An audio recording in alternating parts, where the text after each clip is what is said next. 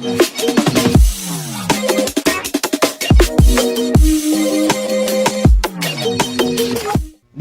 of integers. Here, you will learn on how to divide integers. There are terms that are special to division that we should be familiar with. First is the quotient, the answer when we divide. Second, the dividend, the number being divided.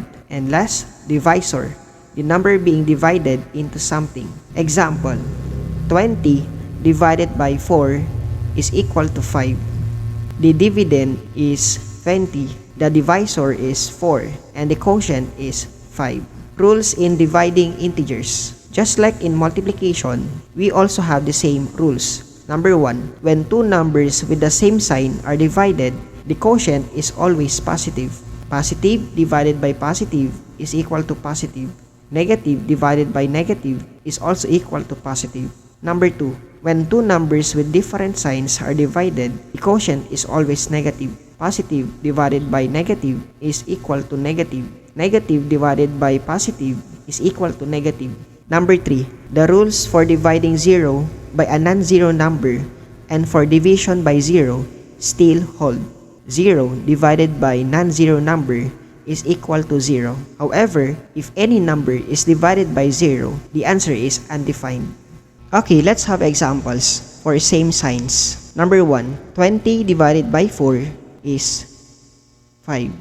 Number 2, 8 divided by 2 is 4. Number 3, 100 divided by 20 is 5. Number 4, negative 36 divided by negative 9 is positive 4. Number 5, negative 25 divided by negative 5 is positive 5. And number 6, negative 40 divided by negative 8 is positive 5. So here, when you are dividing two numbers having the same signs, the quotient is always positive. Let's have other examples. This time for different signs. Number 1, negative 20 divided by 4 is negative 5. Number 2, negative 15 divided by 3, that is negative 5.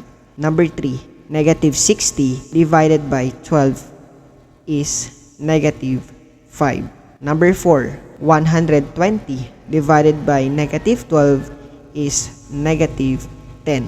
Number 5, 45 divided by negative 5 is negative 9.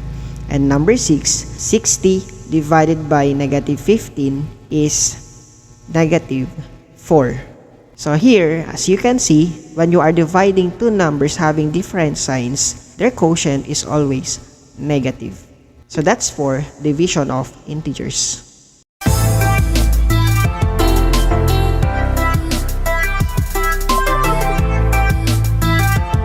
Shout nga pala kay Cedric Bactad ng 7ST Newton at ganoon na rin kay Vincent Paul Noblesa. Ayan, salamat sa pag like and pag-subscribe ng aking channel.